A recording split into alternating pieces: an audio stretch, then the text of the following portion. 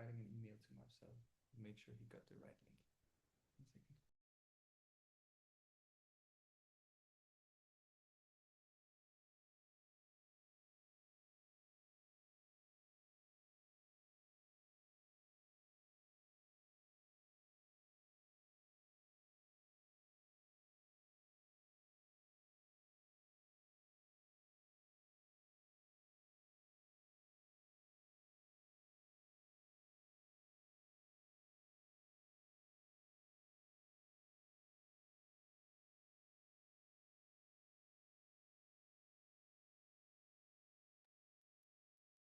You there, Marcel?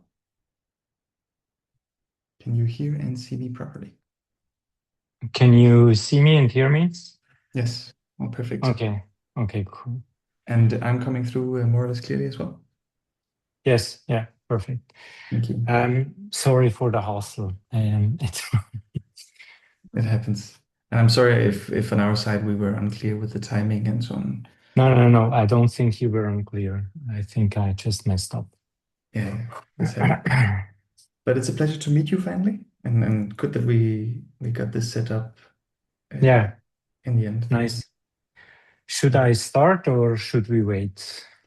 No, yeah, so I think today we will probably only be the three of us. I'll keep an eye on if Sure. others will join, however. Sure. Yes, Stanley is here. And I'm the chair, so that means I'm responsible just for making sure everything is working. Okay. Okay, great.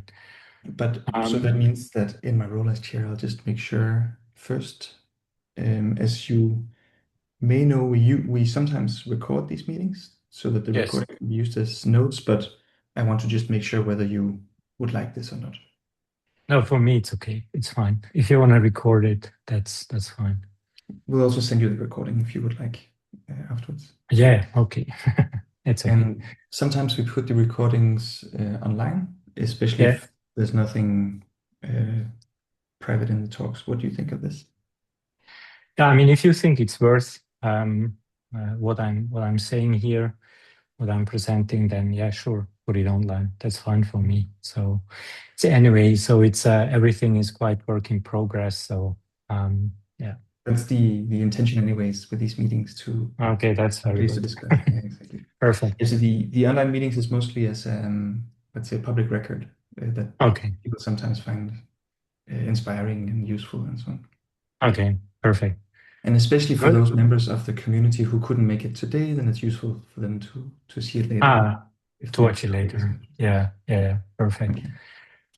Good. Then let me try to share my screen. Yes, Let's see if I manage to do this. Do you see my screen?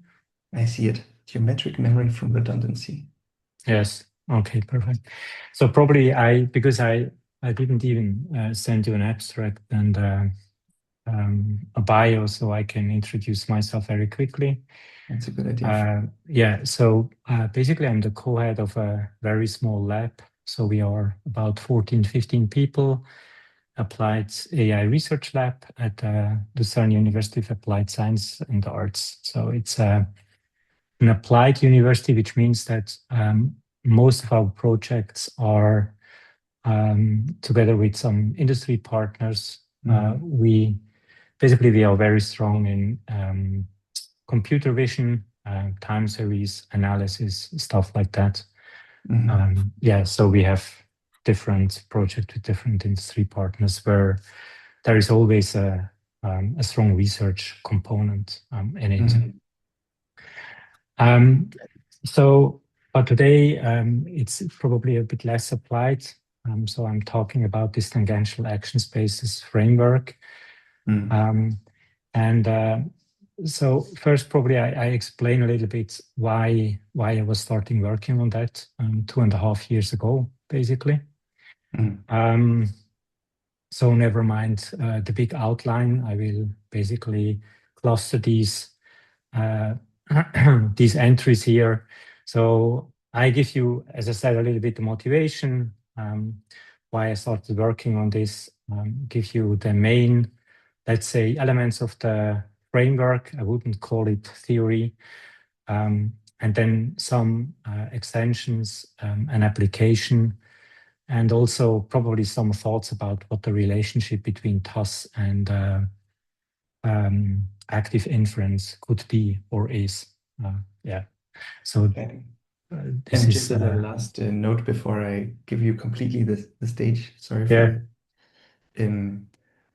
So if that's also all right with you, that we normally do the presentation and then have some time for discussion afterwards. And Sure. then usually Carl likes to summarize in the end. Yeah, sure, sure. Give feedback. Perfect. Yeah, that's perfect. Then I have nothing else to say except it's Okay. nice to have you here, and I'm very excited to see this talk. Yeah, thank you. By the way, also thank you, of course, that you give me the opportunity to talk about this framework. But just one question: what is the time limit? Half an hour, 3/4, or half an hour, Yeah. or what's We time limit? usually aim for around 40 minutes for the presentation. Okay, good. Okay, It's perfect. somewhat flexible. Okay. Yeah, I should. Probably I will skip some of the slides because too much detail probably is more confusing. So as I said before, this is really ongoing work. So basically right now there are 2 preprints out. You can see, download. So one is in the archive server, which is basically the backbone of the framework, and the other one, I think I uploaded it a few days ago, is a kind of an application of this backbone framework TAS to regeneration in planarians. Why this strange kind of application? This is because I'm talking to Mike Levin since several years, and also we published together a paper 2.5 years ago. And so many of my thoughts or many of the ideas also have been triggered by discussion with Mike. So and because we were we published together a paper about planarian and regeneration. So I gave it a spin to try to apply this TAS framework to this kind of problems. Also, I'm not 100% sure where this journey will go.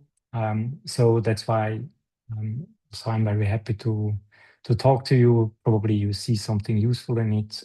I'm always eager to get comments or even possible collaborations on a small project.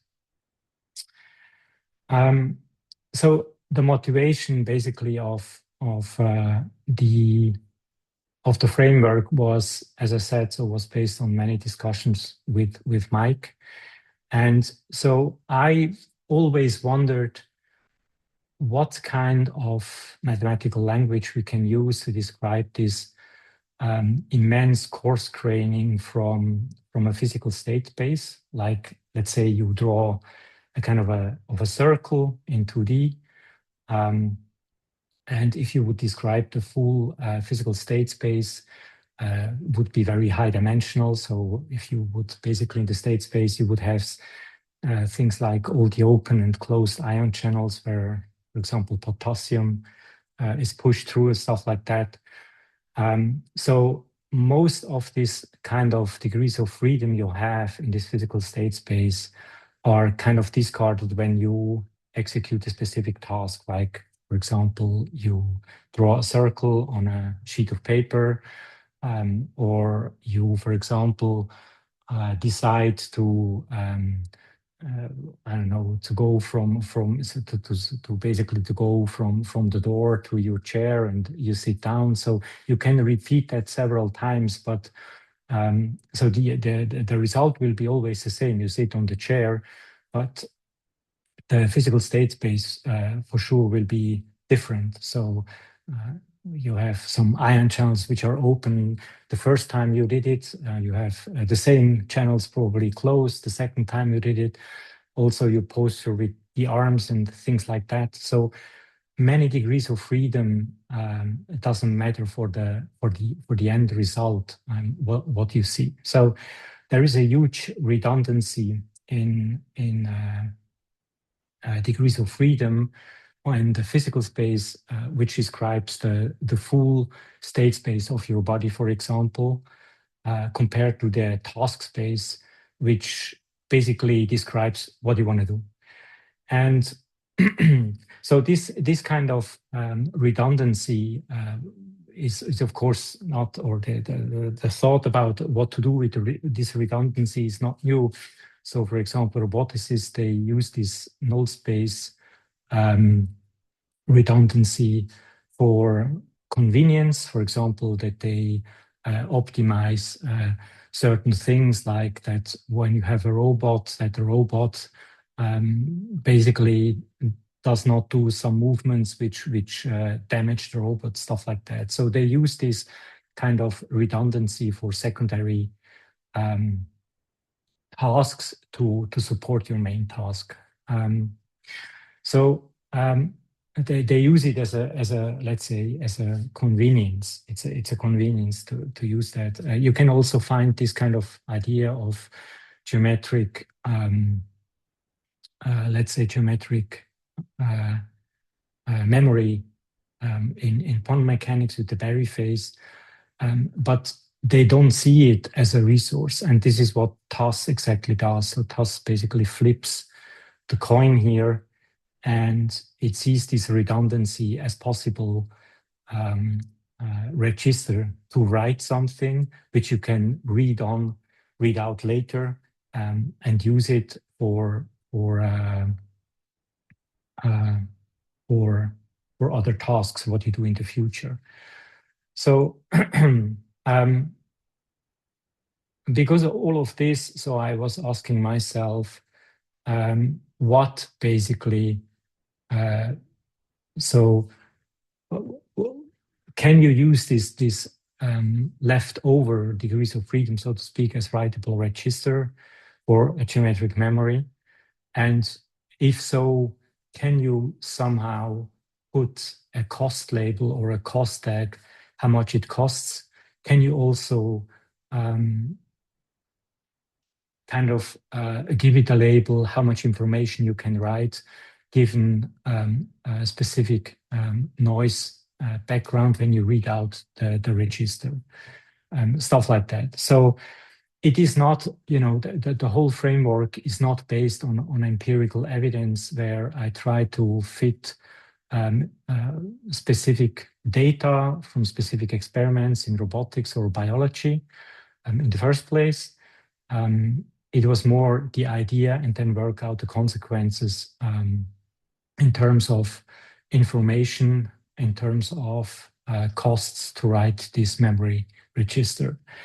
And just in the second stage now, I try basically to apply to specific problems and see if I can at least reproduce some of the data measured, for example, in the labs. And so one example is this regeneration process with planarians, which I will explain shortly today as well.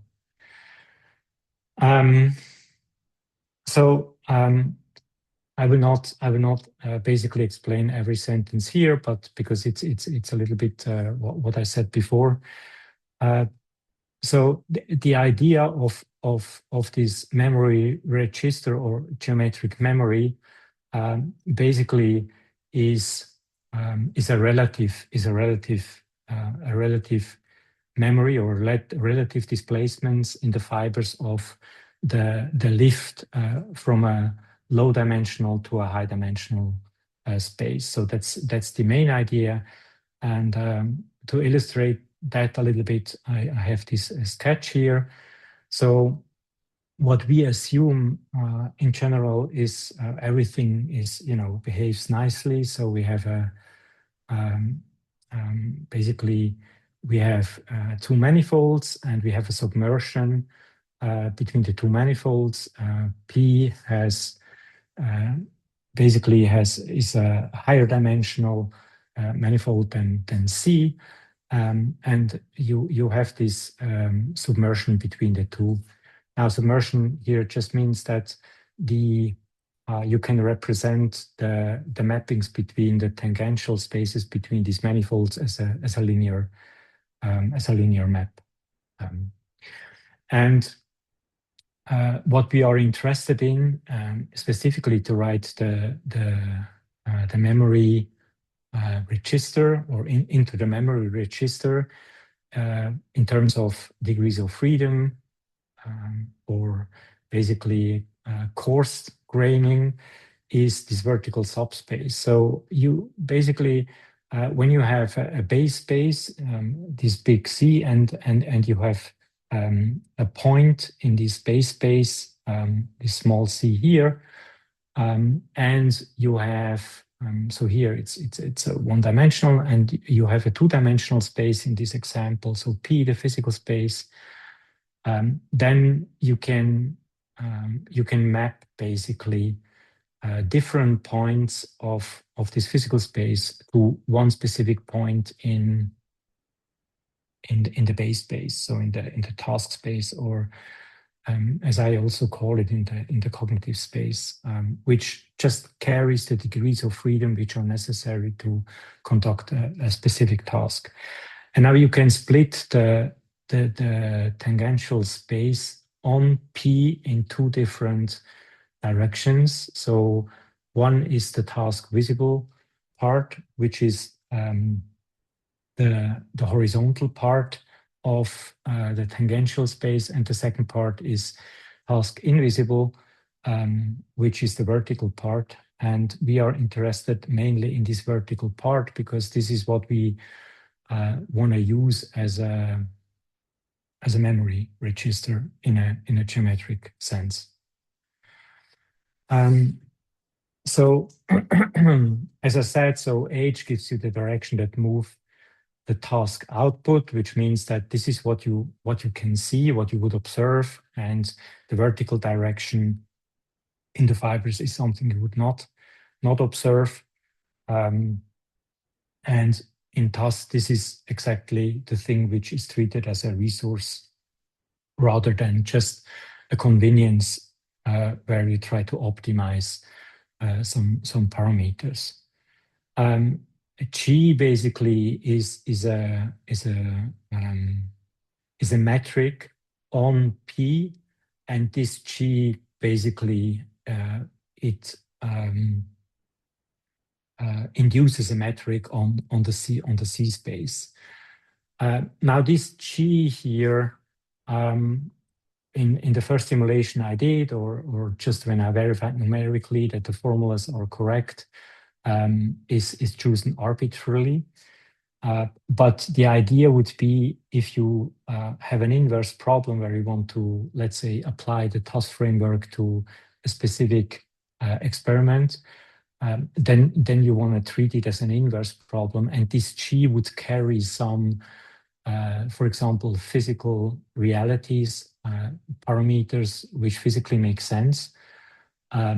So in the example I will show later, this G carries parameters about the ion channels in describing what's going on during the regeneration of planarians. Now, the thing is that if you, let's say, have a geometry which is complicated, let's say, and you map and lift back between the two manifolds, so P, higher dimensional manifold, C, the coarse-grained manifold, lower dimensional manifold, then the geometry can be such that just by following a path on the base space and you lift it to P, to the physical space, it can be that you already have a displacement. So meaning that a path which is closed in the base space mustn't be closed in the physical space, and you can have geometries where this displacement from in P from the starting point to the end point are not the same. So that's why in the framework I do not treat the absolute kind of displacement in the fiber as the register, as the memory register, but I use the the relative displacement, which means that you have a baseline displacement after basically lift back your, in this example, closed loop to the P space, so from the C space to the P space. And then basically, if you define not the optimal lift, which is given by this formula here, so under this G metric, if you do something additional, you will end up somewhere different to the optimal lift. And this difference, basically, it is this difference in the fibers at the end fiber, if you want, from a trajectory.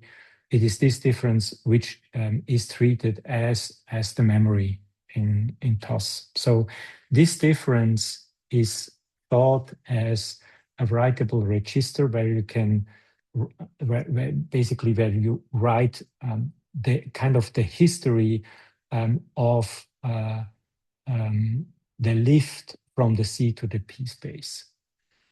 And you can split everything nicely. For example, if you have, so the velocity on the P space splits nicely, the total velocity in the velocity of the optimal lift or the most cost-effective lift, and another component which is exactly this vertical component then in the fiber. If you do the math and you ask about the effort or the total cost to pay, you will figure out that you have exactly, again, these two terms. So the first term is basically the baseline task cost, which is kind of induced by the G metric on the P space, plus an excess cost, an internal cost, which basically tells you how costly it is to write a specific amount of memory, or if you want, how costly it is to get a displacement at the end fiber of your trajectory you lifted from the C space to the high dimensional P space.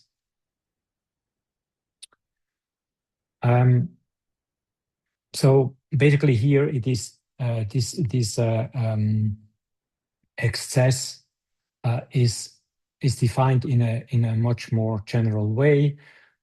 So you would define this in that way if you have non-abelian structure, which means that you work, when you, for example, work with rotation and stuff like that, then the order matters. So the displacement of the displacement in the fiber is not just a difference, but you have to treat it as a from a kind of a group theoretical point of view. But for us here now, we treat the excess just for our let's say mental model we have about TOS, or we want to develop about TOS as a real difference, which is true when you basically work with fibers which are K, so K-dimensional Euclidean space. So then the magnitude of this object here will give you the cost of the relative holonomy or the relative displacement from the baseline to a point which basically doesn't come from the optimal lift from the C to the P space.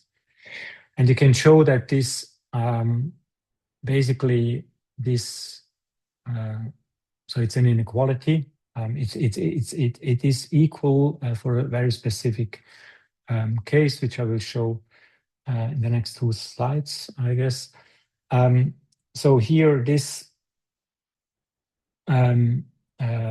basically this object tells you that this is the cost you have to pay for at least writing this amount of memory. So it's quadratic in the memory, and you have a normalization constant which basically comes from the geometry itself. So the L max basically is a kind of information how effective you can, let's say, along the curve, how effective you can write a displacement in the fiber. And so this L max is basically the supremum of what you can basically, so your efficiency along the curve, yeah, so it's a supremum basically of that. Now, so this equality basically is achieved when you have a uniform writing along the curve. So if you write, or you try to write to this memory in a kind of a bursty or oscillatory way, you pay more. So the cheapest way to achieve a specific displacement in the resulting fiber is to basically uniformly write along the path. I mean, along the path, I mean always the path you define on the base space, which is C, the cognitive space or the task space, and then the path, basically this path lifted to the P space, to the higher dimensional space. Now you can basically even define a co-metric on that. So if you linearize the whole thing, basically you can come up with a co-metric which tells you essentially in which direction you should write your memory. So which direction is the cheapest one to write your memory, given basically the cost you need per displacement in the fiber. So this kind of stuff you will find in the scripts, in the manuscripts, and also with proofs and everything. So this is an example. This is a simple example. So you have a basically a helical configuration, which means that you go along.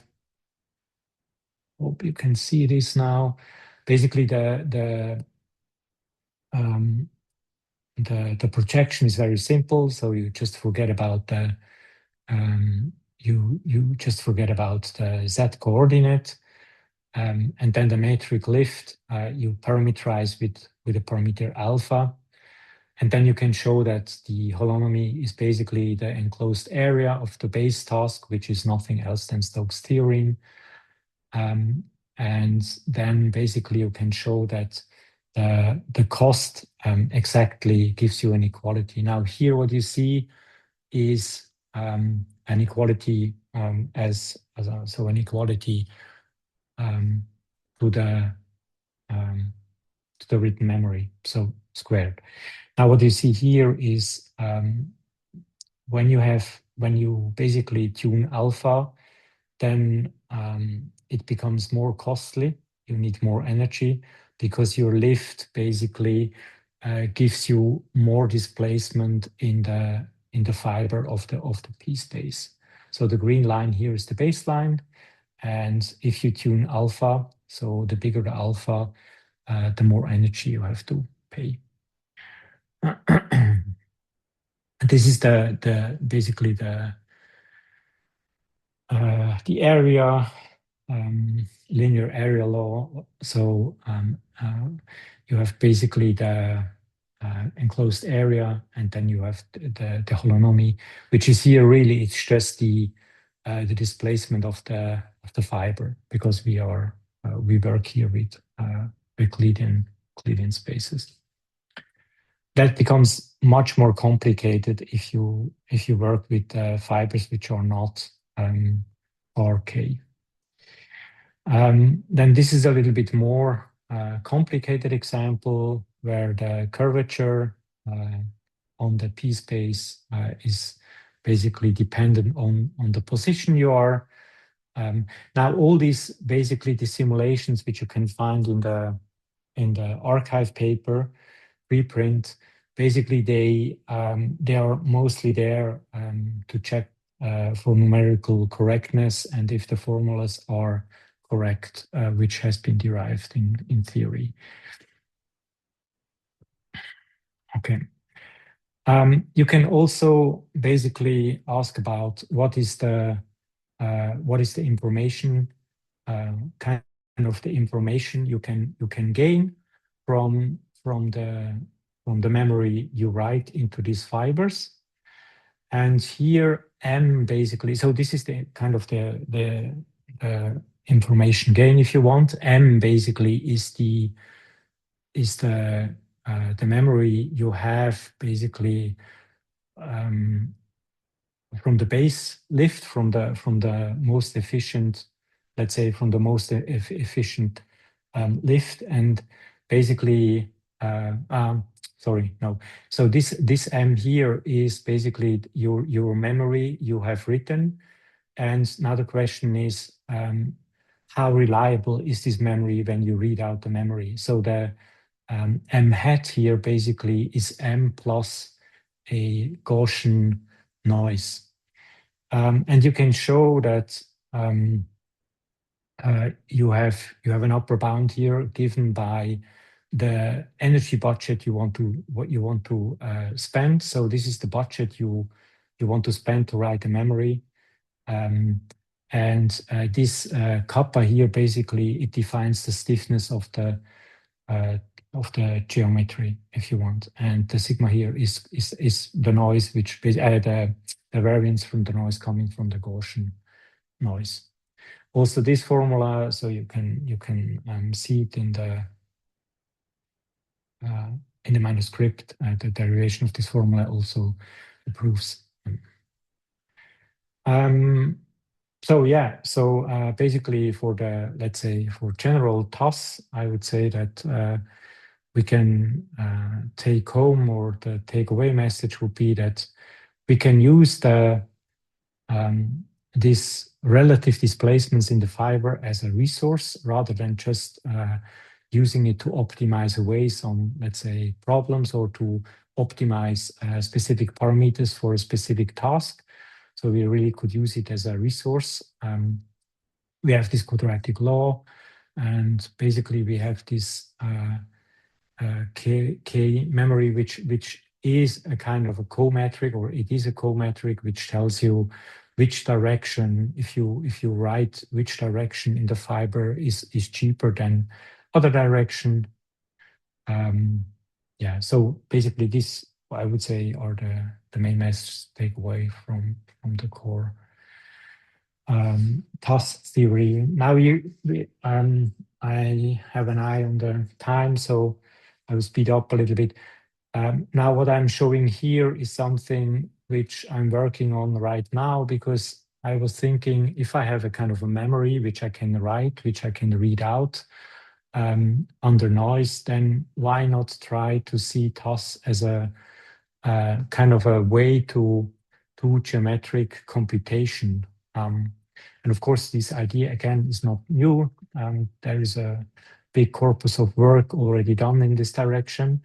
But the nice thing, I think, here is that you don't have a patch of different things. So with the differential geometry here, you can formulate computation a little bit in a different way, and it is coherent. So you don't need an extra state space. You don't need an extra parameter space. So you can formulate it in a way that it is really coherent. So the computation and also the memory, which basically both somehow relies in this P space and are triggered by or shaped by the lift from the C to this P space. So from the base space, task space, to the P space, the physical space. Yeah, so I will skip this a little bit. Probably what could be interesting is the relation to the active inference. I mean, So I think that both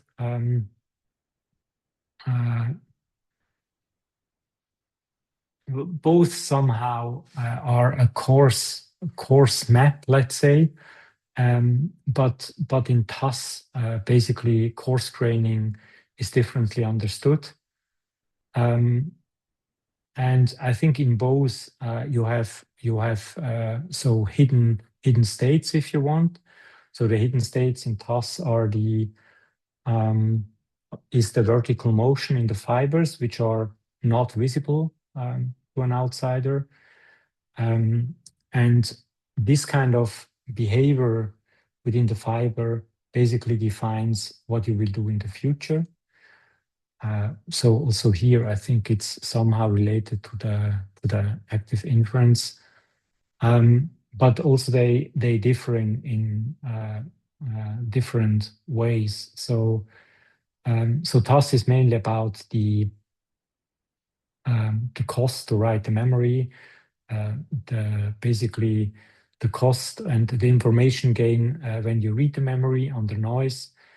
And I think that active inference has a different point of view here, a different different goal, let's say. So,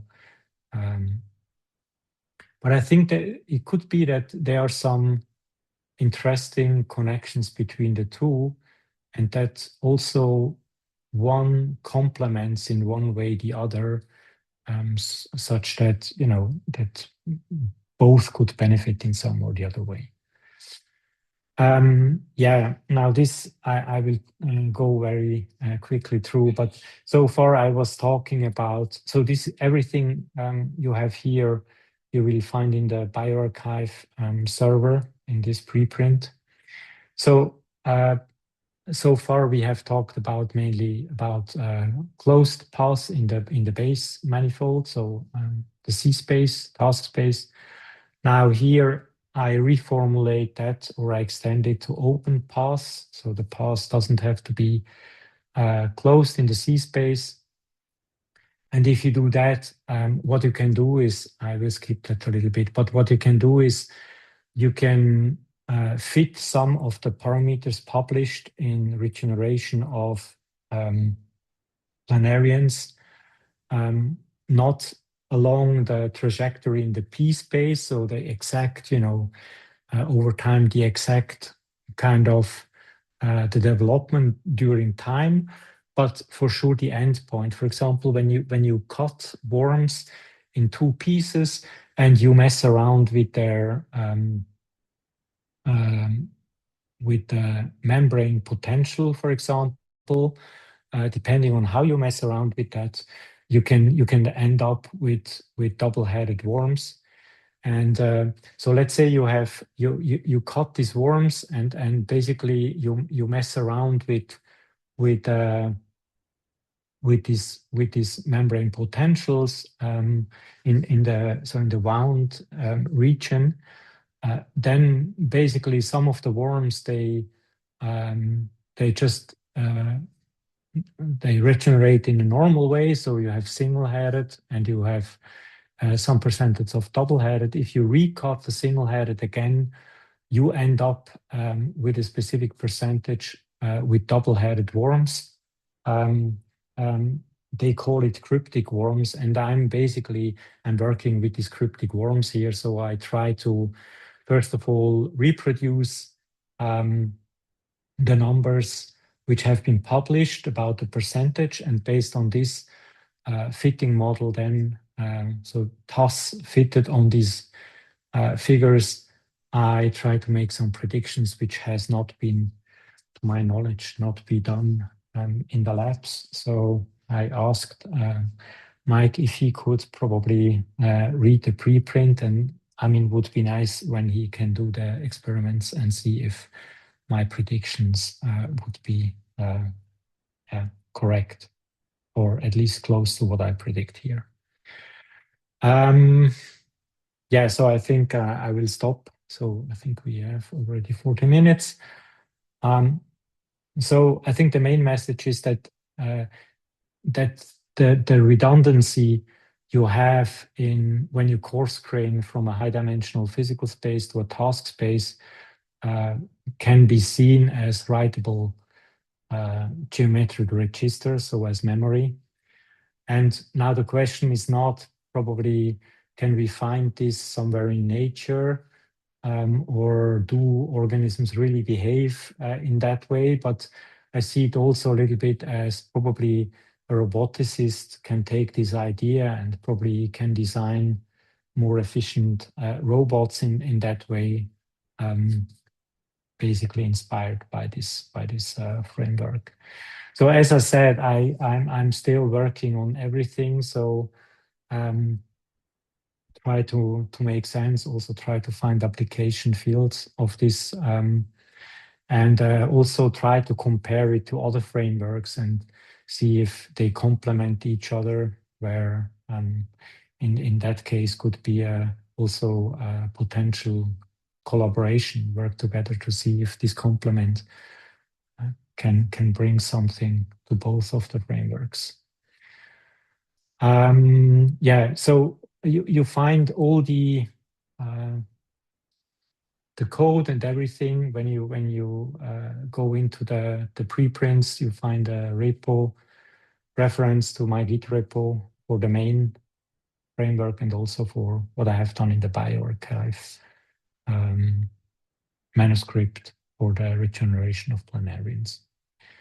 Now I stop sharing here. Thank you very much, Marcel. We have a custom which we'll do now, which is just to briefly unmute our microphones and give you a round of applause before continuing. Okay. Thank you. Thank you very much. So I have well, a long list of questions and thoughts. Many of them are clarification questions because, of course, there's terminology and concepts where I'm not an expert at all. So I hope you'll forgive me for asking those. But I thought maybe before that it would be good to ask you how you think we can be the most useful to you. So my inclination is to, I get an impulse to talk about places where I see relations and differences to active inference as I work on it, of course, but maybe that's not the only thing or the most important thing to you. I mean, so you ask how you can be of value for me, or what? Yeah, Is that I the suppose. question? Oh, that's okay. That's basically I would flip the question. I'm asking myself, how can I be of value for you? Because you have, you have a very established framework theory and everything, and I'm wondering if probably this idea could be a complement to some parts you already have, or could bring a kind of a new element into what you do. On the other hand, when I was talking about this submersion, so these projections from high to low dimensional spaces, I was talking to you in a way that all these projections are given, right? So, but the thing is that, let's say, what would be probably interesting is to, and this is what I'm working on right now, is how you can learn these projections, and basically how you can, so specifically how you can learn the vertical components of these projections, because I think this framework, as I see it now, becomes probably most useful when you try to apply to inverse problems somehow. And I was, so I don't know if that could be something which we can think about when the basically the projections and all these maps, the lifts, they are not static, but they are learned from data, for example. What would that buy? I don't know. So I don't know. But I did some experiments, kind of agent-based simulations. Also, I did an experiment I didn't share here, but I did an experiment where I basically tried to figure out if you can have with an evolutionary algorithmic approach, if you can basically, if agents can learn logic circuits, because what you can think of is that if you um, write the memory in different directions or in different ways, and you could separate them by a boundary, then these written points, let's say if you have 4 points, you can separate them by a boundary. Then you could interpret it as a logic gate, like an AND gate or an OR gate or stuff like that. So I did some experiments in this direction, but I mean, that's why. So if you ask, how can I profit from you, then it would be probably that you think a little bit about it, and we can find a common ground where we see that some elements of task could make sense for inference, active inference approaches. That makes complete sense. So then I think it's a good point to look for places where they fit together or don't fit together. And Yes. so would it be okay with you if I asked just a few stupid questions to make sure I understand first? There is no stupid. Yeah, go ahead. Of course. Yeah. Also because I'm aware that I might project my own, let's say, expectations. So first stupid question is the cost you talk about. Yes. That's kind of an energetic cost of changing, or broader than this? Yeah. I mean, we have to be careful when we talk about energy here, because I would say I would label it as an effort, just an effort. And so the cost is not, I mean, it is the cost of it is the cost of the amount you write in the vertical part of these fibers. Yeah.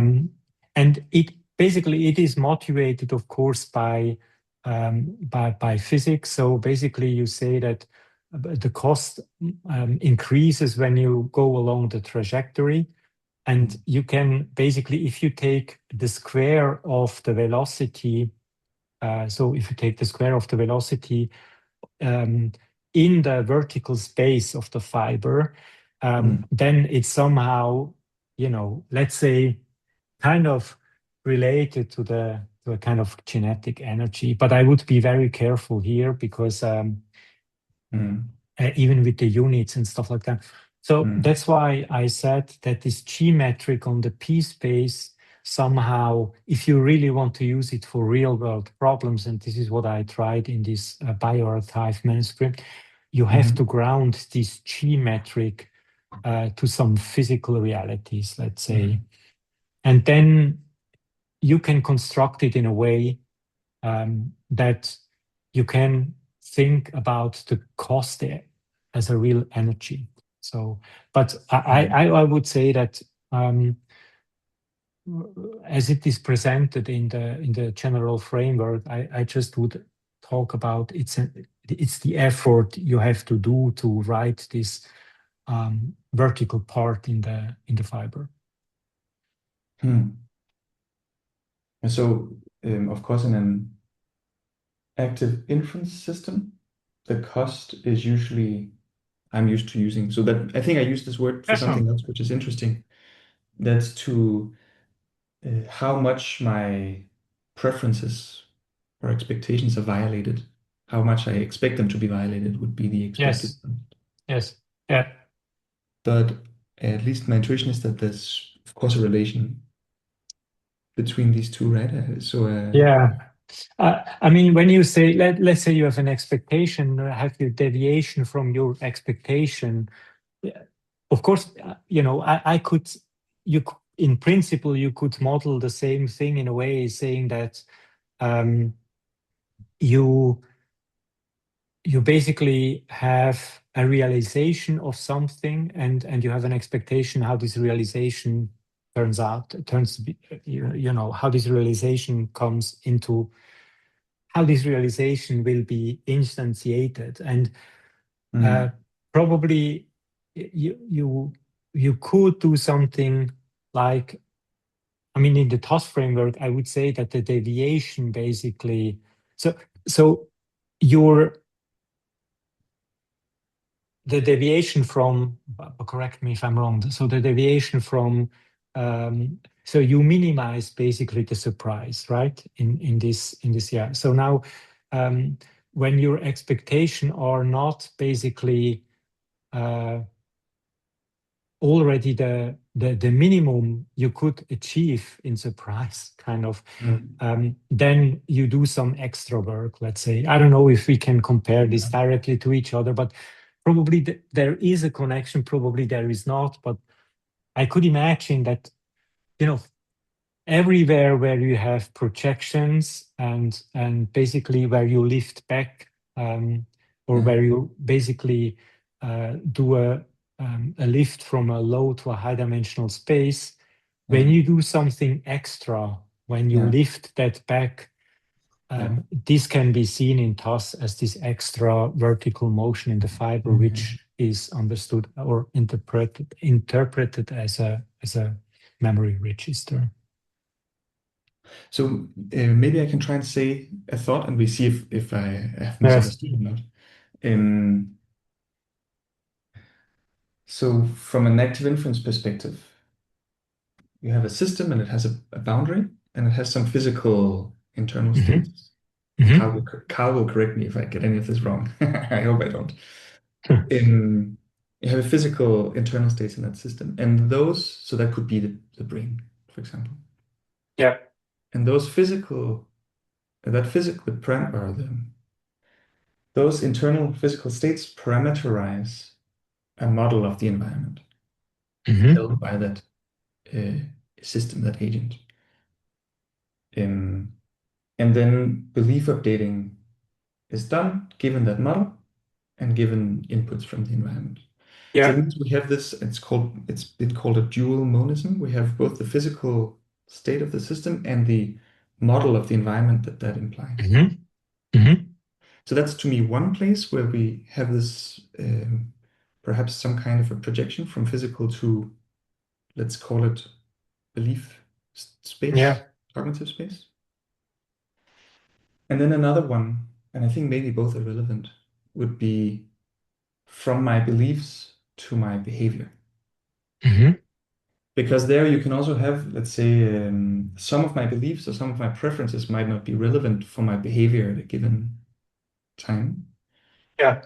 Um, or vice versa, when I get inputs, those inputs are relevant for some things, some of my beliefs, but not others. So here I think we have this, it seems to me that there's this, you know, I may act in some ways, and that might imply some belief updating, but I also have other beliefs that are not directly relevant to what I'm doing currently.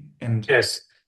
And if I also change those beliefs, that seems to me to relate maybe to this vertical part of the Yeah. let's say the part of my belief updating that's not immediately apparent in my behavior, but will Yeah. become relevant later.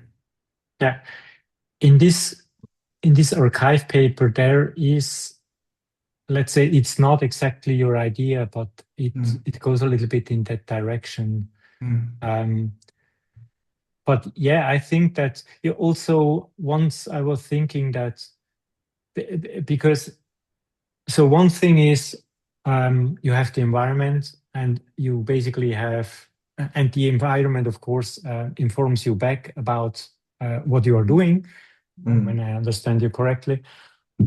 What you also can do is you can model probably your beliefs and the environment, um, you know, as a kind of a, um, I wouldn't say entangled, but as a manifold which incorporates both things at the same time, and then basically your belief and what happens, or your action to the environment, and the environment informs you back, and you mm, update your belief, would be from this higher dimensional, let's say, cross space, onto your belief space, which is also lower dimensional. I don't know. Probably there are many ways how you can, and then,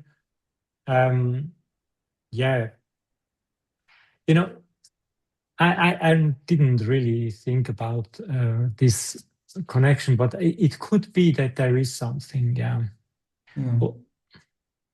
which could be used from tasks to give an additional moment to the to active inference. But yeah, one would need to think about that. Mm. You reminded, so I'll share a brief. Go. Yeah, sure. One of my friends works on trying to make models of delusion Yeah. from a active inference perspective. So now, of course, we've gone in, he's in computational psychiatry. So they try Okay. to see what are the belief updating processes that would lead to delusions of, let's say, paranoia and so on.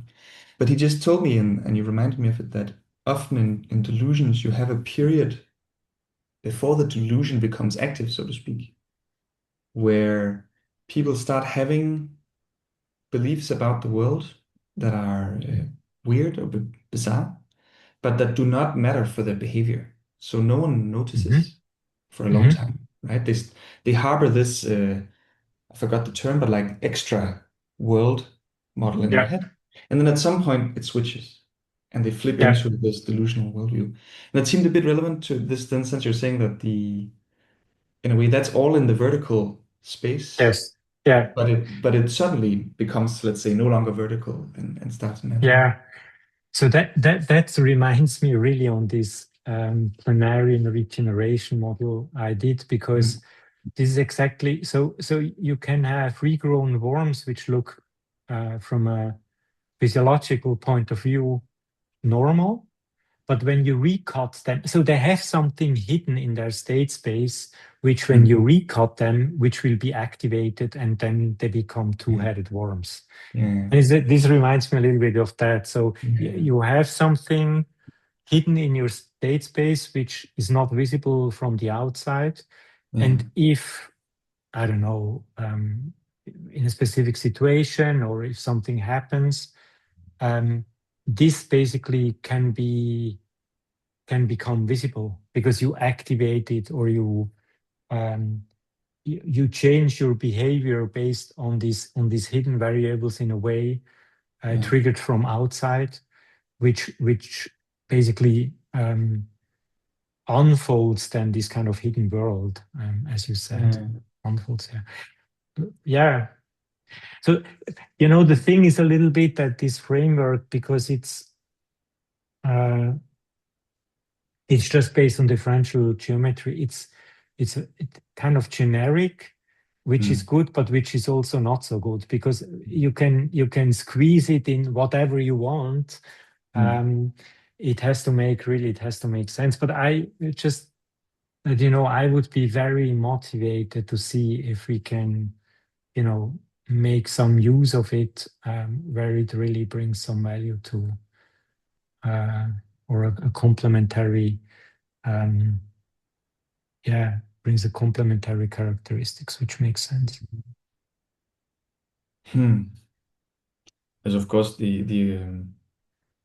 uh, time commitments are always a danger to Yeah, yeah, sure, innovation. sure, sure. Yeah, For sure.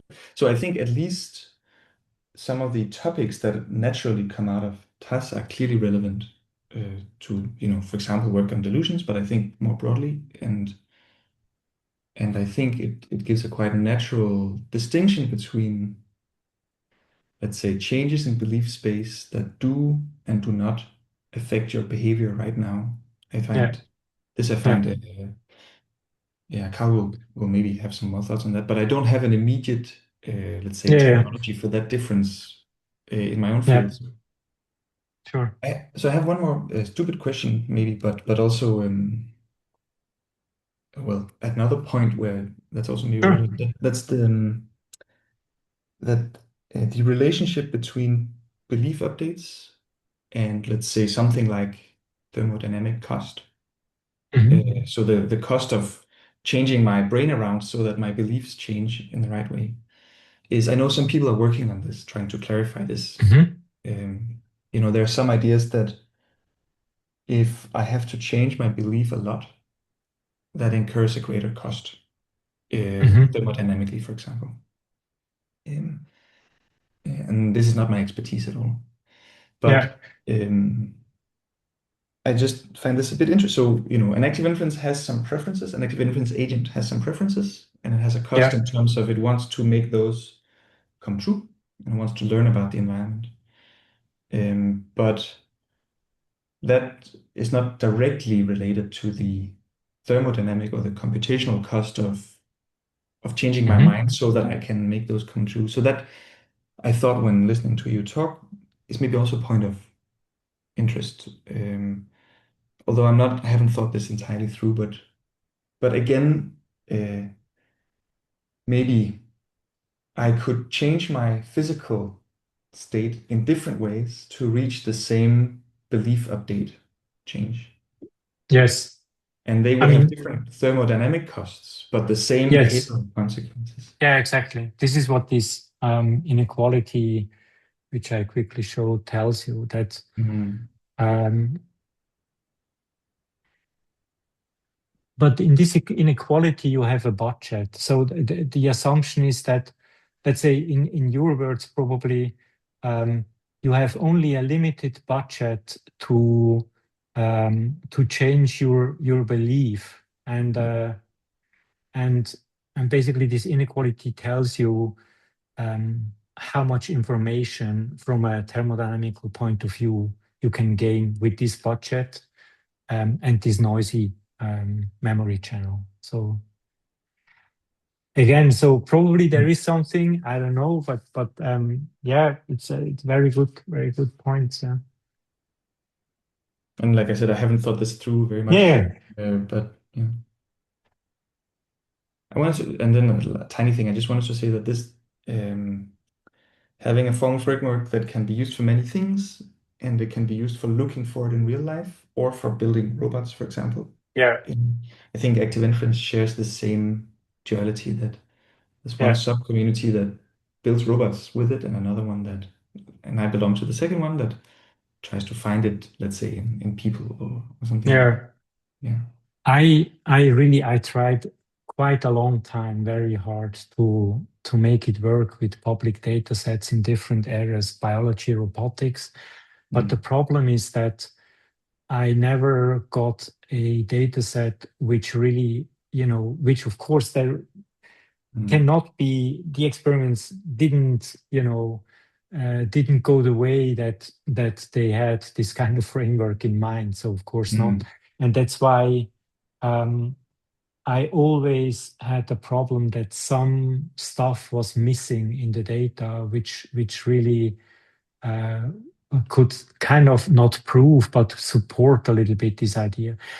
mm, Also, I think that I don't know. I mean, this kind of I cannot imagine that there is a redundancy. I think it's obvious. You don't need all your physical state space to raise your hand or stuff like that, or to even to think about something or to do an ordinary task. So you discard many of these degrees of freedom mm, which are not relevant for your task at hand. But mm, I cannot imagine that nature just, wastes these mm. degrees of freedom. No, Probably nature does something with it, and I have no clue if this could be something. But yeah, so I'm in the same team. So I hope that, of course, one could find some elements of TOS in the real world systems. just thinking aloud. So I'm also in computational psychiatry, and the general Okay. workflow to put people Hmm. in an experiment, you make them do some things, and you try to reconstruct the model they have of the task. Yeah. And then you ask, are the differences, let's say, between people with schizophrenia and not, and so on. But um, there you usually have a quite simple task where you can feel quite confident you know what the model people have of the task is. Yeah. And especially where you don't have to worry too much about variations in that model that are not relevant for the task. But it just struck me. So I think that the idea that there are parts of the models people have of the world that are not immediately relevant for this task, but are still updated Yeah. and matter maybe over long term or will come into play or not in time, is quite a powerful idea, quite important, and not least in psychiatry. And so I was just thinking if, you know, if there were ways to uh, design experiments where these dynamics would become evident. So you can Hmm. imagine an experiment where someone does something and you expect that maybe they have some belief updates that are not apparent now, but becomes apparent later. You know, Yeah. yeah, mostly I Yeah. wanted to share Exactly. my, let's say, my excitement Yeah. for Yeah. this line of inquiry and yeah. Yeah. I mean, yeah. Of course, I'm not, a kind of an experimentalist in this dimension. Anyway, not so. Um, but I mean, that sounds like something. I imagine that it's really hard to design Yeah, such an experiment. I think that's true. Um, but in principle, the story you tell me is exactly, yeah, what is in this framework. Mhm. So you can write something, you can update something which is hidden, and then it becomes apparent based on triggering events or whatever. So Yeah. um, yeah. Okay. I mean, what I can do is probably I try to better understand active inference. Also, I have the nice book and everything. I read also papers. So, um, and then I can think a little bit harder. What could, in my opinion, what could be something where we find a common ground or something we are perpendicular to each other, which makes, that we can benefit from each other. Yeah. So maybe also in the interest to make sure we have time for Carl to summarize, I think maybe it's a good time to pass it on to him. But I just wanted to Yeah, say sure, sure, that sure. you know, if this becomes relevant in future, maybe we could do another meeting like this and follow up, Sure. or you can. I'll be happy to be in touch and share some thoughts if you think it Mhm. becomes relevant. Yeah. But what do you think, Carl? Is it your turn now? Is it my turn now? I think so. Very good. Thank you very much. Hi. Right, well, thank you very much. That was a fascinating presentation and also a wide-ranging and engaging conversation afterwards. So what I'm going to do is try and summarize and pick up on the sort of themes you talked about and try to answer some of your questions and provide suggestions for future work. Before I do so, though, it's nice you've worked with Mike Levin. Have you run this past Chris Fields? Have you had a chance to talk to Chris Fields about this work? Yes, I sent Chris the preprint, and he had one specific question. I mean, he told me that, hey, everything makes sense. Just one question. I don't understand the readout of your memory you write in this. How does that really work? And that's the finger into the wound a little bit, because if you want to, operationalize this memory, you need a mechanism to read it out somehow. And also, to be honest, I'm not 100% sure how that can be translated from the theory to a real thing. So, but he had a look, and he could draw some, or he showed me some stuff in this work which are similar to something he did, but in quantum mechanics he was thinking about. So yeah, so we had a little bit of conversation. Also, we met once in London. Also, there was a meeting organized by Softmax, I think. Oh, The company yes, was yes. Softmax, and it was, Adam yeah, yeah, Goldstein and yeah, friends. with Goldstein, right. Yes, excellent. Right. Okay, that's good. Because yeah. I'm just thinking strategically, how you will engage and who should you engage with, and what sort of sphere of expertise you would be looking at. Uh, it strikes me you could talk to a number of communities. Before I say anything else, I should qualify. Much of your rhetoric and formalism is above my pay grade. It's above my head. The last time I did physics as a student, I was in my 20s. So that means that that I think there's an opportunity here to join the dots between different communities. So there's some people who would talk about gauge theoretic approaches to the sort of the physics of being and movement, for example. There are some people who would try to cast it in terms of set theory and indeed move on quickly to category theory. There are other people who would like to cast it in terms of quantum information theory, like Chris Fields, and reading or writing to a holographic screen. There will be other people in differential geometry who would, I think, quite quickly move to information geometry, and that's where we would live. And think about things from a sort of fairly classical perspective of density dynamics, sort of random dynamical systems, and the information geometry on statistical manifolds. And that's a space that the active inference community is in. But the point I'm making is there are a number of different sort of specialities, some more mathematical and others, some more physics committed, some more just pragmatic biomathematicians like myself,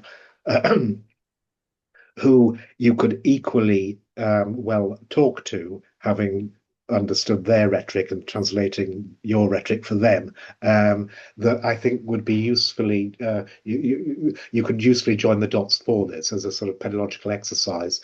And I'm just trying to think about the people that you would want to talk to and who you might want to collaborate with, or at least read up on, and then try to engage the audiences that they engage. And I don't know there's many people working in sort of gauge theoretic approaches at the moment, although there's a gentleman called Dalton, and I'll just point him out. Where I've got a few papers that you probably read, but just in case you haven't, don't take notes, because the reason we record this is you don't have to remember anything. You can go back and ignore what wasn't relevant, and then if something is relevant, oh yes, that's what he was pointing to. So there are a couple of people out there around the world. There's also a gentleman in Paris who loves the Fleiss fundamental formula and working in sort of high order derivatives and the like.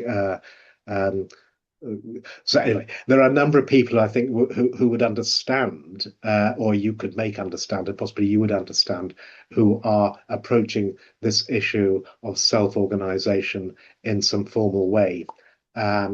From a number of different perspectives. So I think there's, my suspicion is that the best way to make progress is probably, well, to reiterate Peter's invitation, in that journey of formulating things in a way that you find a comfortable proof of principle and demonstration of the ideas in a way that somebody in neurorobotics would understand, or somebody in active inference would understand. You would certainly be very welcome to use this TMB session slot. In terms of engaging a wider community, I'd recommend the Active Inference Institute, because Chris Field did a very good quantum information theoretic course. And it strikes me that at some point, if you could do a live stream at the Active Inference Institute, you will then harvest those people in the community that want to engage, or that you could engage, again, if you have the time to do that. It may be a bit premature at this stage until you've got something that people will understand. You're not talking to mathematicians here. You're talking, as you point out, as at best control theorists in robotics. So that's strategically. I think looking for collaborations is really a question of finding the right level to pitch and present, in a Yes. way that people will say, "Oh, I see, that's clever."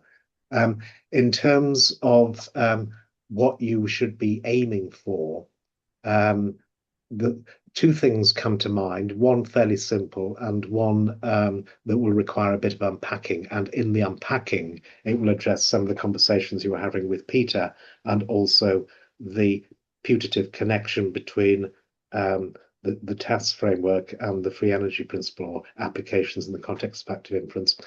The simple application, which you've implicitly talked about, is rests upon my reading of the geometry you're using, which is effectively fast closed paths rehearsing themselves in some stereotypic way, as one would have, say, with walking or talking or writing repeatedly. And a slow accumulation of memory through the movement of the initial and final conditions in the fibers in the P space, and I'm assuming that a fiber is a path. Again, that's the kind of thesaurus you need to put in place. So if you pretend you're talking to Richard Feynman or somebody, if you can use the words that people understand. And in my world, we work with a pathological formulation. So we think about very much like stochastic thermodynamics, the probability distribution over paths from an initial point to the end point. And you've got this interesting sort of Poincare aspect where you're going backwards and forwards and then slowly moving up in the vertical dimension, literally. When you say that, that immediately suggests to me, well, when you first started, I thought you were going to develop a story akin to the center manifold theorem, that the high dimensional P space has within it a manifold, a center manifold, and I thought C was going to be the center manifold. And then you were going to say there's going to be slow trajectories on the manifold, which are observable, like writing your letter. But these are actually caused or cause fast tangential dynamics in a much higher dimensional state space. And of course, if you then turn to the center manifold theorem or synergetics in the spirit of Hermann Haken, these tangential dynamics are very, very fast. And so there's an implicit separation of temporal scales where the trajectories or the fibers or the paths on the C manifold are nice and slow and observable.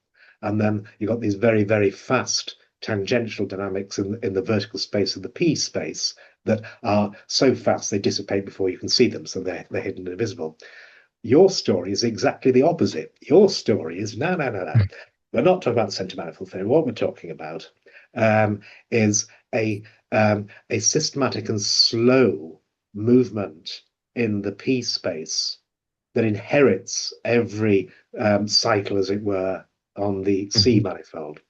And that this slow movement, even though it can't be seen, or at least it's not immediately obvious from can be read as memory. Because the definition of memory is that it accumulates over time. Yes. Yeah. So what you're talking about from the point of view of a biomathematician is learning. You've now got a maths or a geometry of learning. And in framing it like that, I think a lot of people would understand, so learning is not fast movement. It's not in my world, the fast belief updating that that you use to infer states of the world at the moment. It is a slow accumulation of experience that requires lots and lots of repetitions or exposures to the same observable path. So you habitize, you learn how this how this is done, and you learn to do it more efficiently, provided there is a subtle change in the actual trajectory or the path on the C manifold. So that, to my mind, means that to show how this works and why it would be useful to have this elemental but foundational geometry under the hood, which you can then talk to category theorists or gauge theorists, or should you want to, then you need to demonstrate the increase, the learning of a stereotyped movement for a robot. I think that would be the simplest and most compelling aspect. So the regeneration of heads in Mike Levin's work, I think it's great, and I'll show you a paper in a moment that where we address that issue. But it doesn't have the separation of temporal scales that you're celebrating. I mean, the whole point you're making is that there are latent dimensions in this P space that are not directly observable and yet have a slow dynamics that inherit from the fast dynamics. So, to my mind, you need to have a simulation set up where there's fast stuff going on and it slowly moves you around in P space. And that is basically the memory, and it will accumulate, and it's a slow process. To do that, though, you're going to have to, I think, slightly nuance or relax your hard distinction between observable and non-observable, because, of course, for memory to actually be manifest in observable behavior, the C manifold itself will have to change slowly. So now you become more efficient because you've seen how to do this many, many times, or you've seen yourself do this many, many times. And there are people in robotics, and I'll just slip in a name now that you may want to go back to in a month or a year's time, Jun Tarney. So what Jun Tarney does, who's one of the sort of good and great in neurorobotics, he actually takes this little robot and shows it how to do something, like sort of roll a ball from side to side. And then slowly, the robot starts to learn over many, many trials how to do it by itself. So if you could simulate that, so you're now, if you like, teaching a robot how to do something. So it's learning by imitation effectively, simply by memorizing, by slowly accumulating the way that this is done. And then it just pursues the paths of least action, which are the most efficient way of doing what it is taught, or doing the kind of thing that it does, because that's the only thing it has experienced. So if you could reproduce that kind of learning and habitization for a sort of active inference group, or a robotics group, or a machine learning group, then I think that they'd sit up. They'd say, "Oh, that's clever. How did they do that then?" And it's got a maths behind it. So that would be one, I think, simple application, which you could certainly pursue. And I'll just unpack some of the implications of that. The second one, I can see you thinking. I want to distract you from thinking, because you can go back and do the thinking later on. Don't think about that. That's what I would do. I would go for learning a stereotyped movement and demonstrating the increase in the efficiency that accrues from this slow learning in this high dimensional piece space, which, as you say, you talked about ion channels. You could easily switch out ion channels for synaptic connection strengths. So and then you've got a direct link between the memory and the plasticity and the learning of the infrastructure that mediates the dynamics, the fast dynamics. And of course, that synaptic efficacy will depend upon the expression of receptors and ion channels and all sorts of things. But from your point of view, yes, it's an extremely high dimensional P space. But in terms of moving around in this P space, I can now interpret this basically as, in biology, this neuroplasticity would be literally the kind of plastic changes in synaptic connections in the brain that underwrite the learning and the memory that the psychologists would understand. The second application is a little bit more abstract, but to my mind, probably more foundational, and it speaks to the current interest in thermodynamic computing and mortal computation. So the idea that you can write down a physics actually directly into a system, say memristors or silver nanowires or whatever, or you can simulate it on a von Neumann architecture. And this physics does the things that you want it to do. It does the computations that you want to do.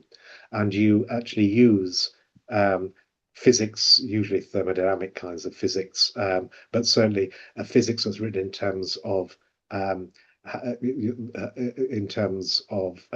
metrics and Lagrangians and the like. So you just write down your physical system in a way that allows it to compute. Now, the reason I introduced that and the phrase thermodynamic computing, is just another community that in a year or so you might want to talk to. It's not a very big community at the moment, but it's growing because that kind of computing is orders of magnitude more thermodynamically efficient than von Neumann architectures. And that's becoming a real issue now with big tech and data warehouses and large language models and the like. But if you can actually bring your geometry to bear on computation, saying that this is one way of writing down dynamics into fast and slow that has the opportunity thereby to learn stuff in terms of a physics writ as an information geometry. I think that's potentially quite exciting. But your job now is to relate that the geometry of the actual physics and the dynamics and the paths and the fibers that you're talking about to the information geometry that people in active inference and well, I was going to say computer science, but I don't mean computer science. I mean people who think about the problem of behaving properly as optimizing inference and learning. So machine learning, they've got that covered, and in sort of statistics and classification, that would be the inference part, and most people in machine learning do learning to infer.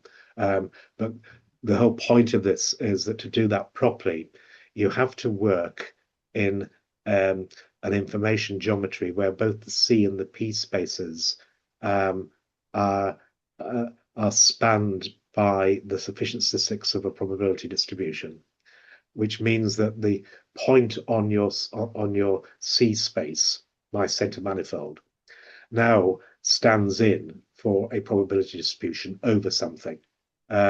So if it was just a simple Gaussian belief, for example, of a conditional probability distribution, I just have a two-dimensional C space.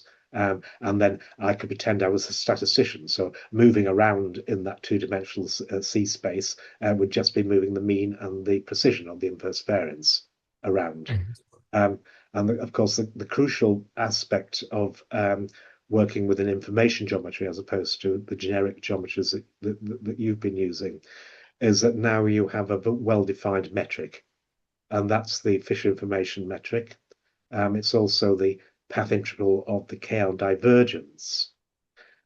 Sorry, it's a path integral of infinitesimal changes in the KL divergence from the start to the end of the path. We're going round in circles, aren't we? So sorry, I didn't mean that I'm talking round in circles. Your example is we're looking at cyclical. So basically, the path, the distance between 2 points is basically the path integral of the infinitesimal KL divergences. But notice that the KL divergence now is between the probability distributions encoded by a point on C space and on P space. That means there's always a well-behaved metric, which means you don't have now your job now, and this speaks in part to the rather to the rather adventurous point that Peter was making between the intrinsic geometry, which I think you've been the extrinsic, between the statistical, the thermodynamic geometry you've been talking about, which is these, where you are, say, in an observable C space is actually a real variable, and in the physical, it's actually a real physical variable. That's one information that will have a geometry, and there will also be an information geometry depending on how likely it is to be found in various parts of this of these P spaces and C spaces. But there's another one when you say that any position in my physical P space or C space actually encodes a probability distribution over something else. And of course, that something else is what Peter was alluding to, which is all the hidden states of the world outside your computer or your robot. So the key move in active inference, or the free energy principle generally, is to say that every internal or observable active or observable state of an artifact, be it a brain, a robot, or a particle, can be read as encoding a probability distribution or density over the external states that are not part of the system, nor are they directly observable, but they do cause the observations.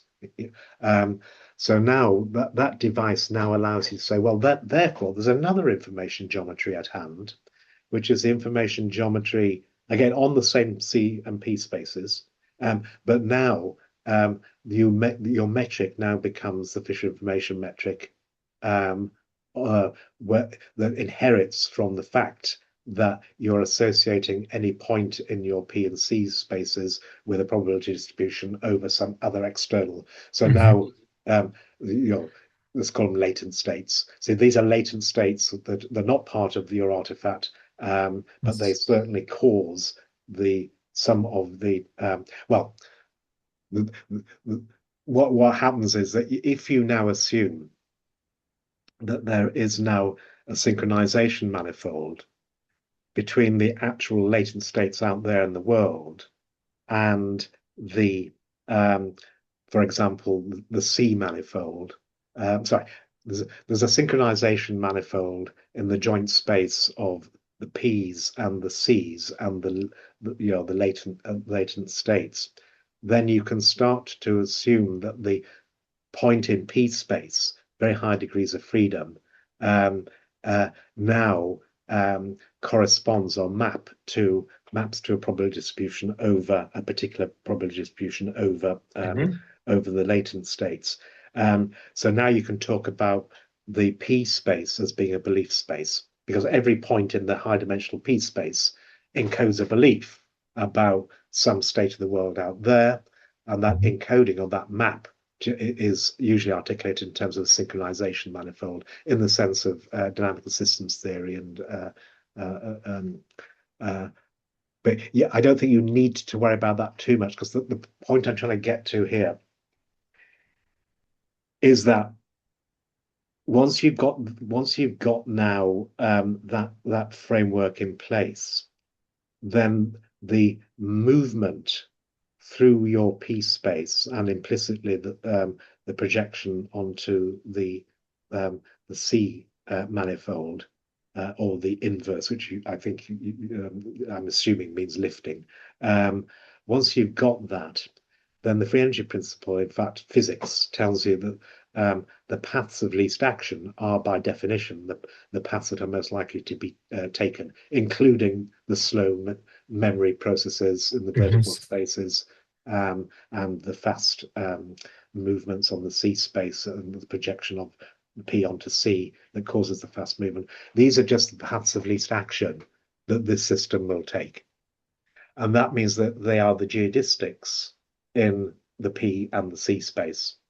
And the paths of least action are those that minimize the Lagrangian, or the path integral of the Lagrangian, but the Lagrangian now can be written down as this KL divergence. So in this belief space, you're taking the paths of least action that basically minimize your Lagrangian, which is just going to be the surprise you mentioned earlier. So you just take the least surprising paths. And of course, if you see something happening, like, right, moving around like that many, many, many times, then the least surprising path is that this is a thing and I'm going to see it again, and that would be your memory. And you could actually call that would be just a definition of a Bayes optimal learning. It's moving in the P space in the optimal way, but moving tangentially to the C, so it's mnemonic. Of course, you'd be doing little movements around it. But on average, when you read out the memory at the beginning and the end of each recurrent path, you'll have a slow trajectory in P space. That will be a path of least action of a slow sort that just is learning, minimizing the surprise about the fact that this thing keeps on occurring. And of course, if you start to include now sort of random fluctuations on these dynamics, then you can now use that to make the path of least action in the C space much sorry, you can now use any realization of that path.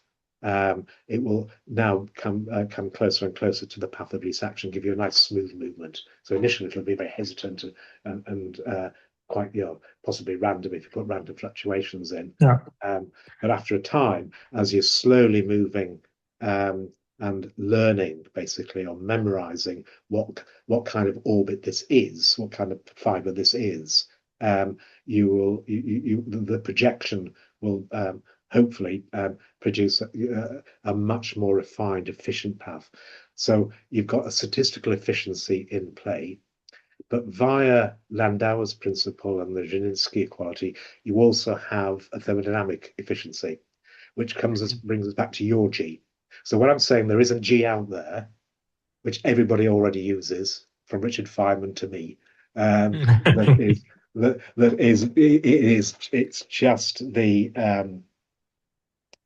it's just the information geometry, which says that I'm using the metric, which is efficient information metric, to take the most likely paths I take, given the kind of thing I am. It's a completely tautological statement, but that's just the path of least action, variation principle of least action. But it only works in terms of action being a path integral of some energy function that rests upon the metric when you're in this information geometry.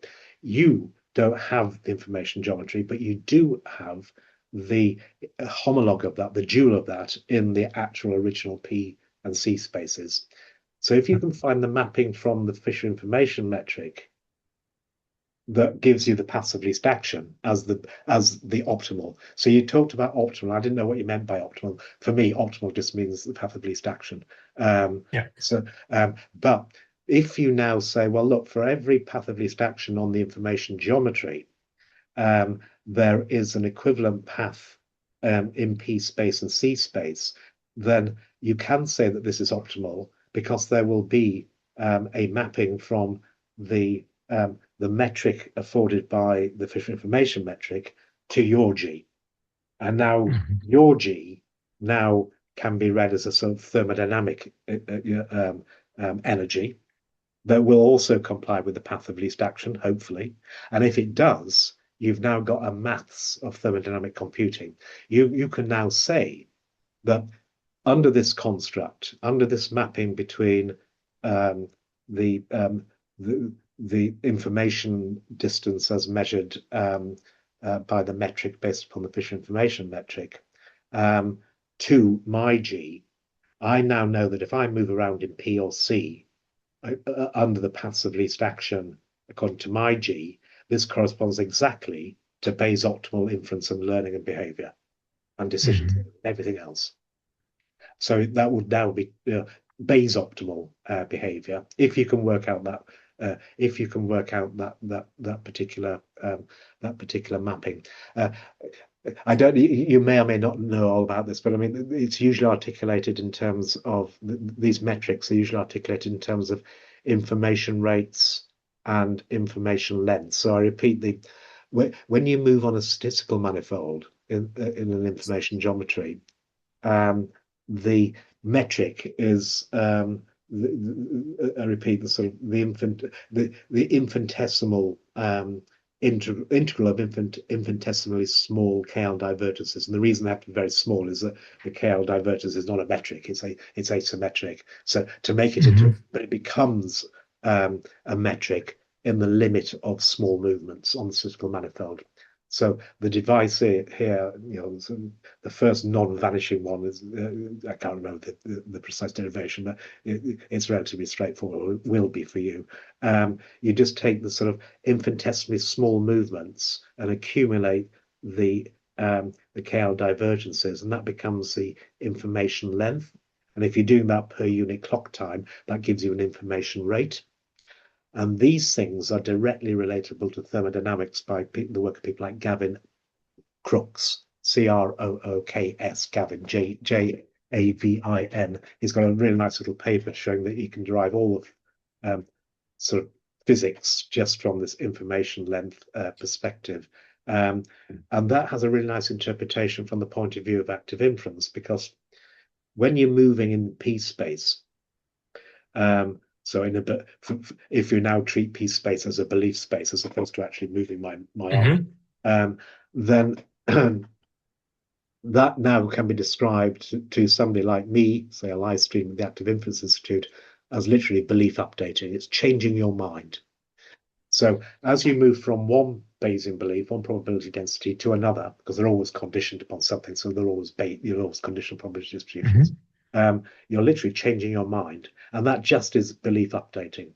So movement in P space can now be read as belief updating, moving from a prior belief to a posterior belief.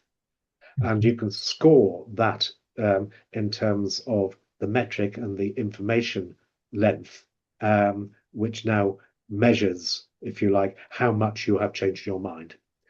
That's approximated by, in the variational approximations, and again, you talked about this with Peter implicitly, that's approximated with the complexity or the information gain. So if you think about sort of the start point of in P and the end point in P after some period of time, the amount which you have moved, the path independent part, now scores the degree to which you have learned, the degree to which you have changed your mind from a Bayesian perspective. That can also be approximated or bounded by the KL divergence between the start and the end. And that KL divergence is known as information gain in some quarters. In statistics, it's called complexity. And it's also treated as a cost. So it's also referred to as a complexity cost. So that seems to me to match beautifully with your use of the word cost in terms of getting the right, paying the right price for moving from the initial to the final endpoint in P space, in the vertical, the tangential subspace of the P space. So that's what I meant by there is a well-defined optimality, because you've now got your cost function.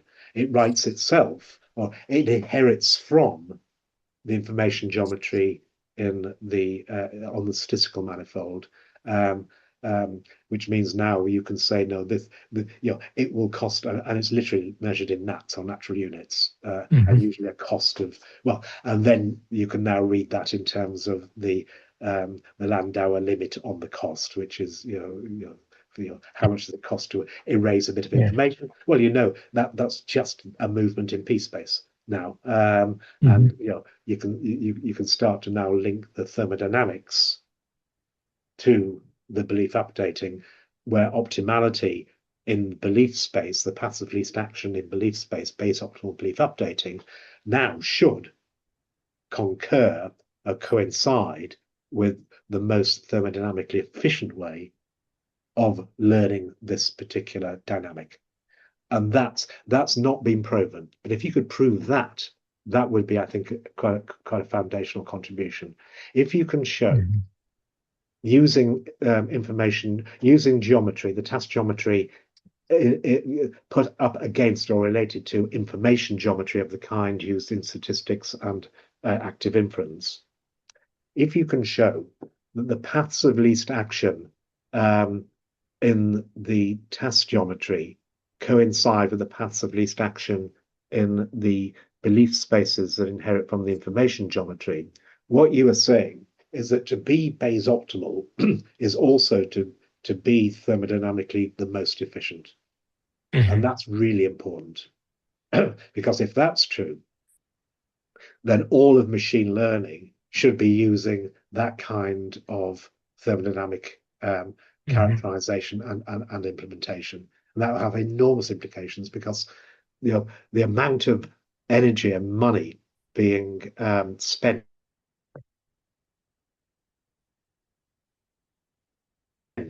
I on von think, Neumann simulations of these actually propped up. yeah. So you were cut when you were talking about the money we spend in machine learning, but I Right. can interpolate what you said there because Right. Yeah, I was just saying it's a really important issue. To the extent it's propped up the American GP gross domestic product for the past few years. And the reason, and I'm coming to a close now, but I just want to show the papers just in case some of them are interesting for you. The reason that it's particularly interesting for you is that cost is induced not because you're doing inefficient computations in machine learning, but because you're doing it on a von Neumann architecture, defined by the fact you're reading and writing to memory. So 99% of the thermodynamic cost of the total operating cost of any computation is in the reading and writing from memory. About 1% is this complexity cost. Which means that it's really interesting that you've got a maths of memory. If I was you, what I would do is I would sell this as in-memory processing. So if you do a Google search on the importance of processing in memory or in-memory processing, you'll see immediately that this is one of the holy grails of current computer science research. It's to elude what's called the von Neumann bottleneck, or the memory gap. So these are words for the same thing. It's basically the problem of spending lots and lots of joules reading and writing from memory. If you can get around that, then you can get down to the Landauer limit, which we've just spoken about in terms of the mapping from the sort of the variational free energy, really, which was effective. It's not a metric, but the curvature of the variational free energy now becomes effectively your metric if you take a gauge theoretic approach. So it'd be like your Lmax. Your Lmax, I can almost guarantee, is some curvature measure. It's basically how far you're moving. So Yes, when you're in an exactly. information geometry, that's the precision of your beliefs. So it's how tight your beliefs are. So if you move a lot, if per unit time, say, you've got a high information rate, and per clock time, I have moved a large distance, that means that I'm moving over very, very precise terrain or belief space. So my beliefs are very precise. Whereas if the curvature is very low, my beliefs are very, very broad. So that curvature, again, there should be some really beautiful maths that you can pick out, and you should be able to identify Lmax with, in fact, the official information metric, which is just a curvature in the second one. So I'm witching on, but it does strike me that the fact that you now have got a maths of memory means that you can now sell that as a potential solution to eluding the von Neumann bottleneck by doing all your processing in memory in P space. And that should get people's attention, if you could sell it properly. Yeah. Let's say, I mean, I did some notes and beautifully, you beautifully basically gave me some very nice hints.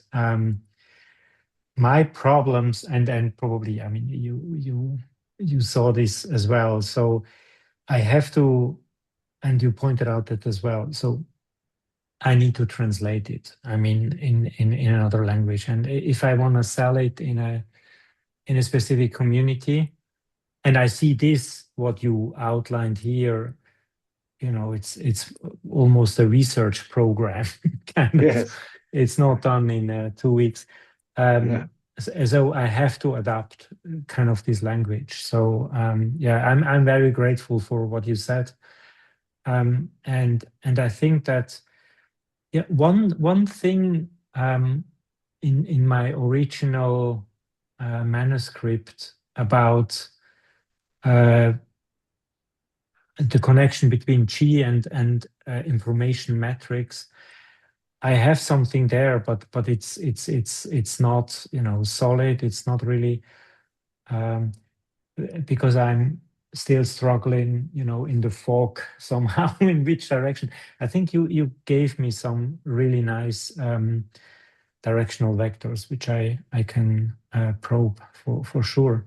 And if, I mean, you guys in general, if I have, you don't have to do something with it, but if I have some preliminary results or when I think that, hey, this, I would really share that with you as well, so I can send you a kind of a working manuscript. And I know it's always time, so if you have time then to read this, but I mean, this connection and yeah, that would be beautiful. I agree. Yeah. Good. I know that you're probably getting very tired now. It's much later for you than it is for us. But I just wanted to very quickly go through a few papers. And if you wanted to read how people deal with some of these issues to get the right kind of language, I thought that might be useful for you. And then I'll just comment upon. So I'm doing this largely for the recording. So you can go get a cup of coffee if needs be. It's share that. Yeah, so just very quickly, this was a very, very early demonstration of active inference, which exactly focused on demonstrating how do you encode and realize orbits of behavior in this context on the C manifold that are generated from a much higher dimensional construct. This is not mathematically sophisticated, but just has exactly the same underlying dynamics and mechanics to illustrate simulated biomimetic movement in a possibly a robotics context, using autonomous dynamics, in this instance, a generalized Lockton-Volterra system, a high-dimensional system to generate movement, and then interpret that in terms of the generative modeling and the action understanding and active inference. So I'm just putting that out there as something that you can refer to as a sort of really simple foundational test bed to show how one could now simulate hand movement in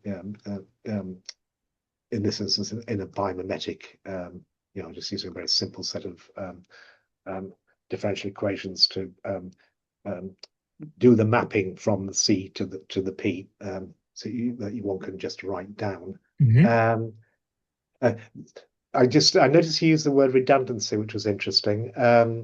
I used to work for Jerry Edelman, who sort of tried to popularize the notion of degeneracy over redundancy in biology, and that has an interesting mapping to the variational free energy as a bound on the Lagrangian that I was mentioning before.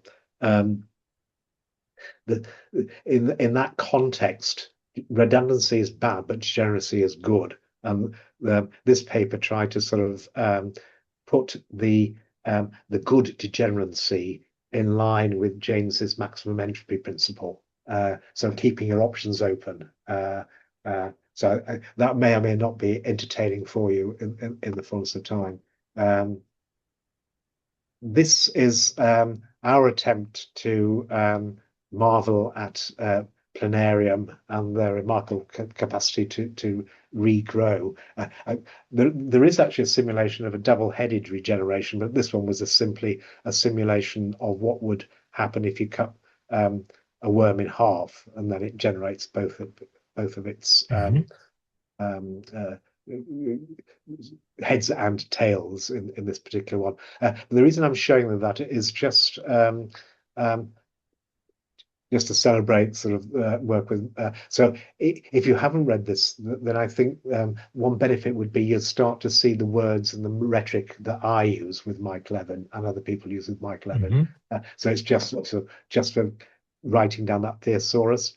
But the other reason is that you can look at this entire simulation as a simple version of what you were doing, and indeed what you did at the end, which instead of having an orbit on C, to having a sort of an itinerant trajectory on C, to have a single fixed point.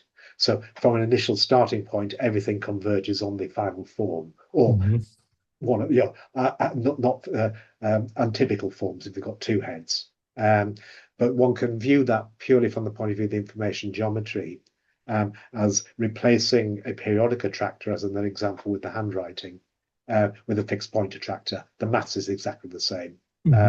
So I think having the maths can do either chaotic orbits or quasi-periodic or chaotic or trajectories or fibers on the C manifold. If you can do that, it would be trivial just to convert it into a fixed point attractor and to generate that kind of morphogenesis. But I think it's going to be more powerfully illustrated if you actually have movement on the C manifold, fast movement, because roboticists will understand that. Only Mike's going to understand that from the point of view of morphogenesis if you don't have that. This is just an illustration of the synchronization manifold mapping the P space, for example, here denoted by internal or mu, and some latent states out there. But once that synchronization manifold is there, you can sort of pretend that movement in P space is basically a movement in beliefs about the external space. And this is actually the heart of the free energy principle, summarized in this paper, which is an archive, very long monograph, but probably better, but without the synchronization manifold described mathematically in this paper here, explicit using a pathogenetic formulation. Again, I'm throwing these out just what I would read if I just wanted to get the list of good words to use if you're talking to somebody like me. So we've done that and that, and yes, this is the paper that Peter mentioned, and the only reason I put that up is just to rehearse again the distinction between it had it in here, the thermodynamic and intrinsic and extrinsic information geometries and the putative link between them. It's written for philosophers, so the technical details are written with a degree of poetic license, but at least it introduces the conceptual challenge and the difference between an information geometry of your nerve cells and an information geometry of what your nerve cells are encoding or are representing, which is basically the difference there. And that's it. Good. Now I've stopped sharing. How can I stop sharing? Oh, here. Thanks a lot. That's it's amazing. So I think I quit my job and just doing this. No, it's the research part. It's so yeah, I get the recordings, right? So I can, yes, I will. I mean, if you don't mind, so I would like to. I mean, I need of course time to digest everything, but when I digested everything, and probably I can come up with a kind of a working paper with some not real results, but so kind of focusing what we discussed here. It's nice. So it's yeah. In answer to your question, can you send me drafts or manuscripts? I'm sorry to be so rude, but don't do that.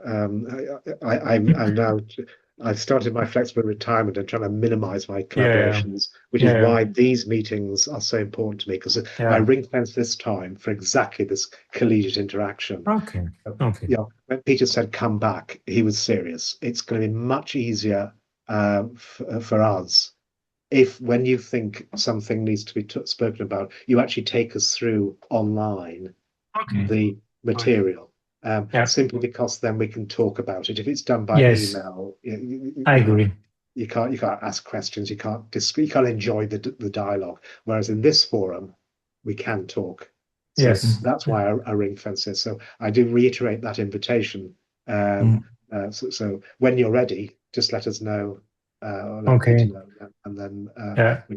we can go through the next phase I mean, of your even better. So even better. So it's better to get direct feedback, and I try hard to transform my language in a way that it's more frictionless, kind of.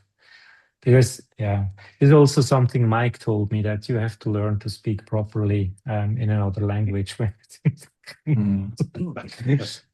You do speak beautifully, but you probably need to develop a thesaurus for Yeah, everybody else. yeah. No, cool. Thank you a lot. Thank you. So not just words. I will work on this. So I warn you, I will come back to you.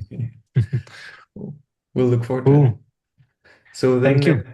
as the only last part of the ritual, we'll give you one last round of applause. Oh, thank you. Thanks, guys. Thank you for this. Then, Do reach yeah. out, Marcel, if you Yeah. want to present again, or if there are any questions. Yeah. Or if also the Active Inference Institute that Carl mentioned. Yeah. You can Google them, but I can also put you in touch if you want. Okay. And I'll send you the recording today or tomorrow. Yeah.